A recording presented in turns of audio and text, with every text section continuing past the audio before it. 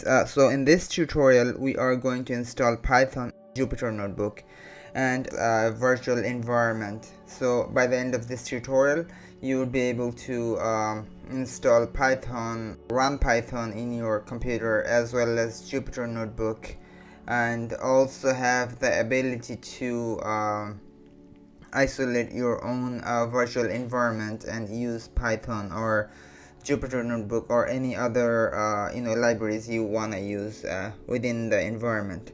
Okay, so let's get started here.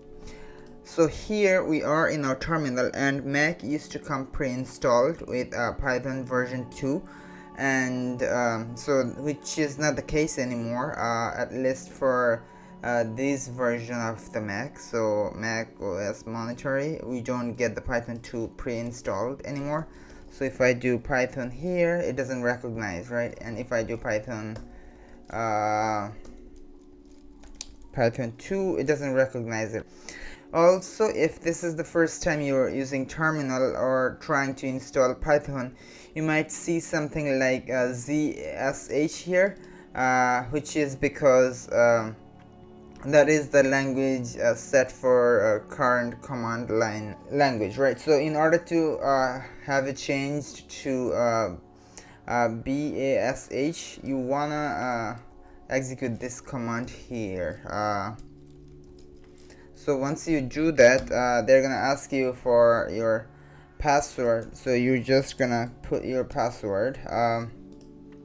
So for me it's saying no change made because my terminal is already set up for bash, but you would wanna change it to bash instead of having ZSH. Alright, so now going back to installing Python. So if I were to see if I have Python 3 installed, and if I press enter, we get something like that. So we get this in a notification because I just did a fresh install of my Mac, so I don't have any developer tool to install Python 3.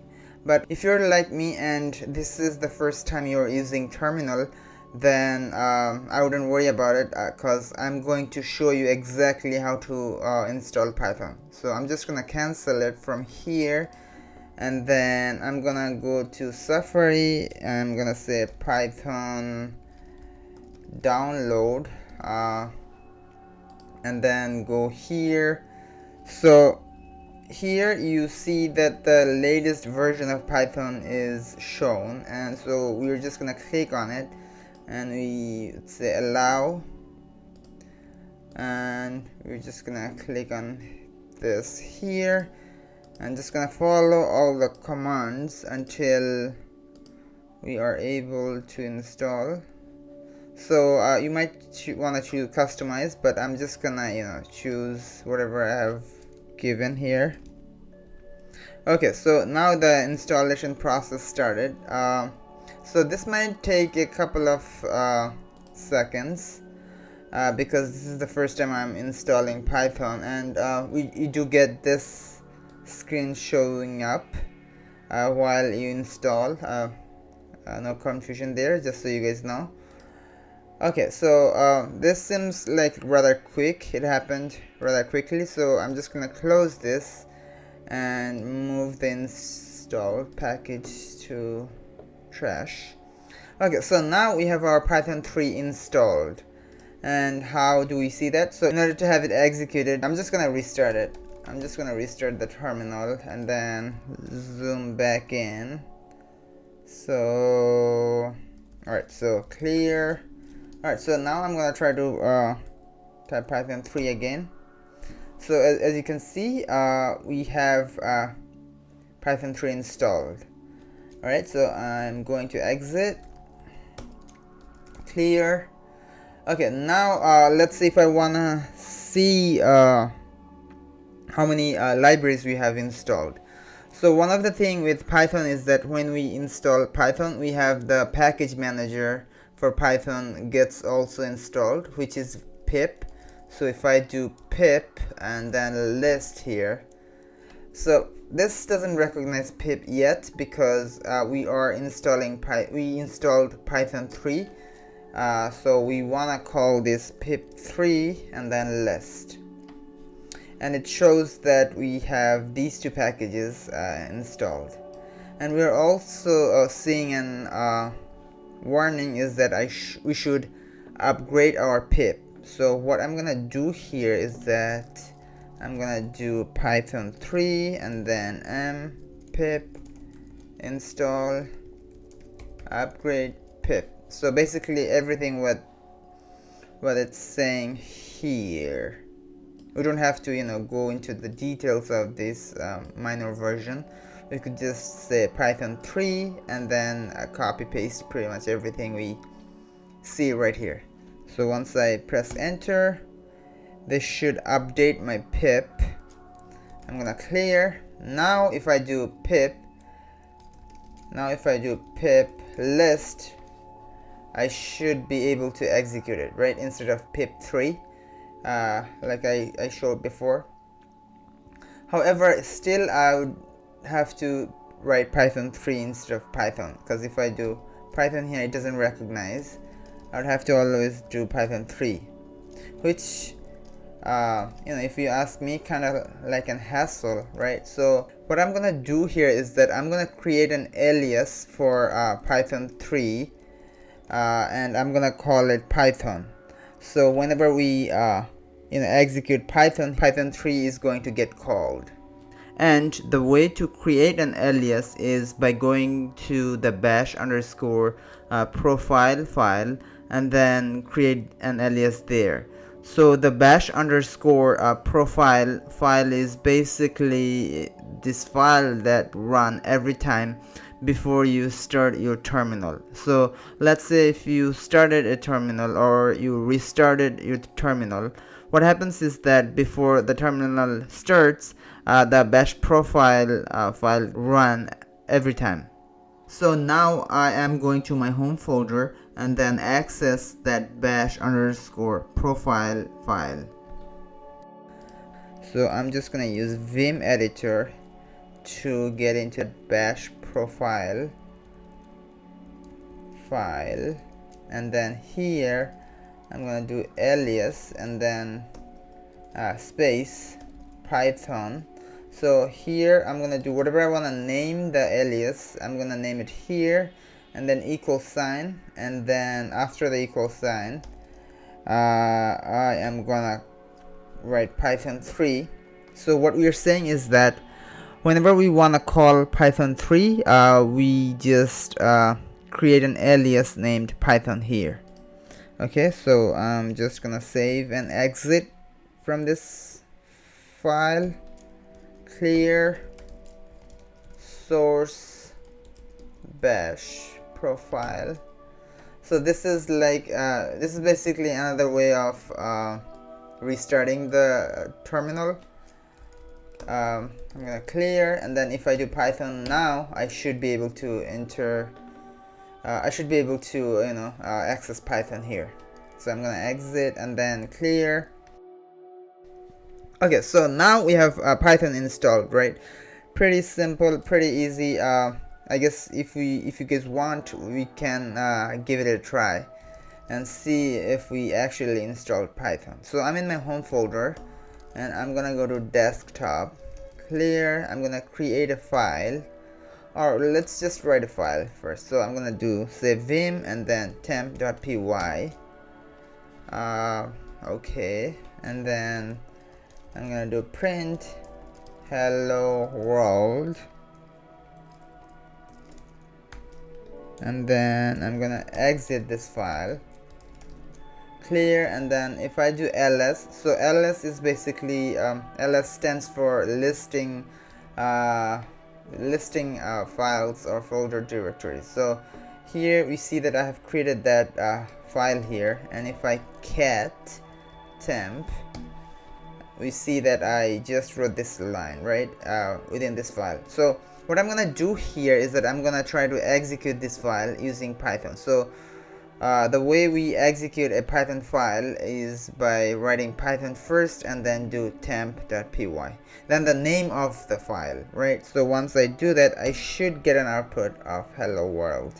So we install Python. Now we're gonna install a virtual environment, and then we're gonna install Jupyter Notebook.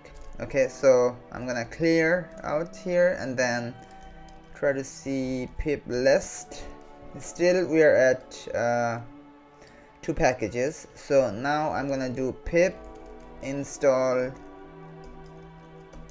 pip env, which is a package that works as both virtual environment and package manager.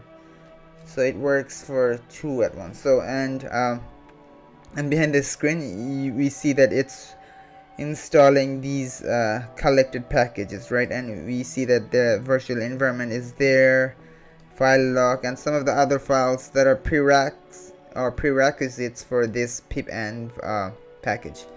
Okay, so I'm gonna clear, and then now I'm gonna do pip list. So now we have some more packages because we just installed this pipenv package, and the prerequisite of this package is some of these other packages. Okay, so I'm gonna clear out, I'm gonna do ls, so again clear. So I'm gonna create a folder here. I'm gonna say temp folder, do ls. I have my folder here, and I'm gonna get into that folder, cd temp folder, clear, ls, there's nothing in there. And then if I print my directory, so I'm in my home folder, and then in my desktop, and then within that temp folder. Alright, so now what we are gonna do here is that we're gonna install a virtual environment here. So in the way to do that using pipenv is we could do something like pipenv and then install, and that does it literally.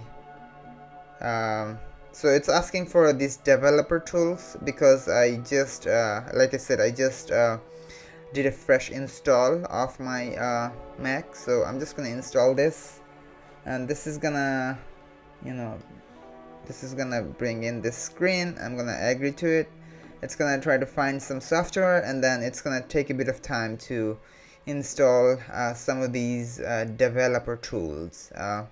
So I'm just gonna let it flow, and I'll come back when this thing is done.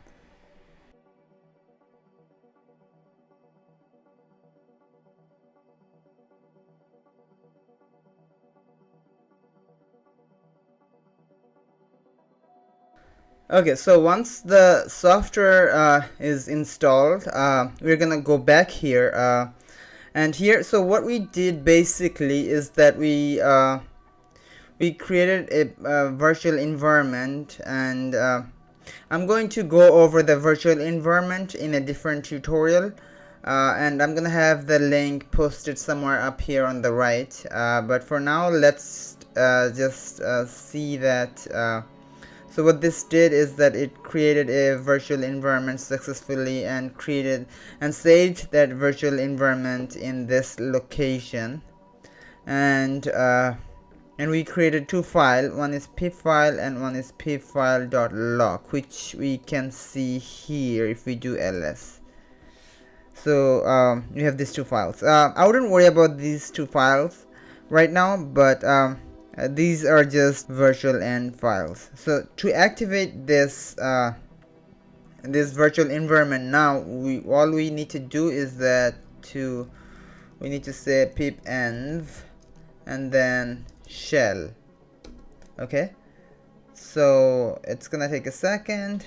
So now we are activated within this. So whenever our virtual environment is activated, we would see something like this. So I'm gonna clear it, I'm gonna ls. So now I'm within the virtual environment, and if I do pip list here, we see that we have only these 3 packages installed. And if I were to exit from this virtual environment, I think I want to say exit like that. Exit, yeah, so now it exited. So if I do pip list now, we see all these files in my local environment, and it's not in any virtual environment. It's all these packages are installed locally, right? So I'm gonna clear this again, and then ls, and then I'm just gonna go to the virtual environment again by calling pip and shell. Alright, so I know this seems like redundant, but it's just good practice to make sure where you are. And yeah, so now so within this virtual environment we can install Jupyter Notebook. We can also install Jupyter Notebook outside of this virtual environment in our in a local computer, but I want to have it isolated. I want to create a way so that you can see how we can use isolated environments and how we can work with this in a professional way. Alright, so let's install Jupyter Notebook. So what I'm gonna do here is that I'm gonna say pip installed Jupyter Notebook. Okay, done. We will, alright, so it's done. So clear. So we are within our virtual environment, like I have said like 1,000 times. Now if I do pip list, we are gonna see whole bunch of packages, right? Okay, so now I'm gonna clear out, do ls, still on the 2 files. Now I could activate Jupyter Notebook by saying just Jupyter Notebook. So once I do that, that should bring in my Jupyter Notebook right here. Okay, so now if I create a new file here, and if I do save, I'm just gonna zoom in a bit. I'm gonna do print hello there. So it's running, right? It's running successfully. I don't know if so I could do Python version. It's running on Python version 3.10.4. So that's pretty much everything I have for this tutorial. So what we did so far, just to summarize, we started out setting our command line language from Zash to Bash, and then we installed Python. We installed virtual environments. We created a virtual environment first, and then activated virtual environment, and then we installed Jupyter Notebook within the virtual environment. So and now we're running our Jupyter Notebook. Okay, so I'm gonna save it. Just go back here. Oh, by the way, once we activate our Jupyter Notebook, we want to keep it running like this. And if we need to use the terminal, we can just press Command T. That will bring us on the terminal. So I'm going to clear this, ls, and we see that we have that Jupyter Notebook file here. Alright, so that's pretty much what I have for today. Thank you guys. I'll see you guys in another tutorial in a different time. Thanks. And by the way, please, if you like this tutorial, please like it and subscribe to the channel, as it helps out the channel tremendously. Okay, thanks. Bye.